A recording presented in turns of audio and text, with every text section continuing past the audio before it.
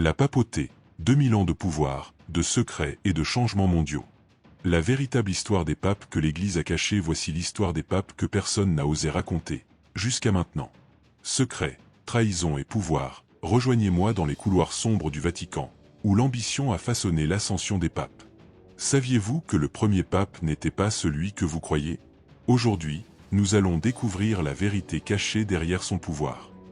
De Pierre à François, comment un pêcheur de Galilée a créé l'institution la plus durable au monde? Rome, 64 après.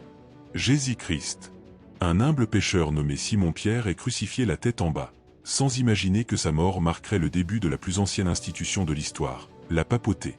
Aujourd'hui, après 266 hommes qui ont occupé ce trône spirituel, nous allons révéler les secrets les mieux gardés. Des origines controversées des premiers papes, aux morts les plus suspectes. Êtes-vous prêt à découvrir la vérité derrière 2000 ans de pouvoir? Jésus dit à Pierre, « Tu es la pierre sur laquelle je bâtirai mon église. » Mais il y a un détail que peu de gens connaissent. Le titre de « pape » n'a été utilisé qu'au IIIe siècle. Le premier évêque officiellement reconnu de Rome fut l'un, en 67 après Jésus-Christ. Cependant, l'Église a toujours considéré Pierre comme le fondateur. Un symbole de cet héritage est l'anneau du pécheur, que chaque pape reçoit et qui est détruit à sa mort.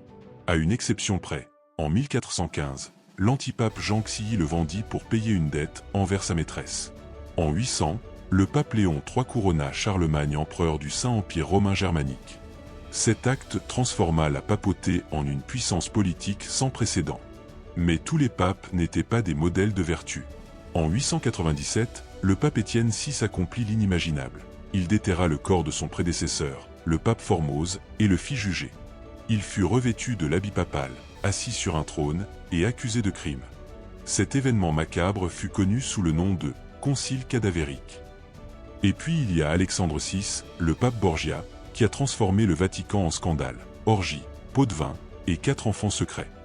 Sur les 266 papes de l'histoire, au moins 30 ont été assassinés. Certains cas sont particulièrement mystérieux, comme celui de Jean-Paul Ier, décédé en 1978, seulement 33 jours après son élection.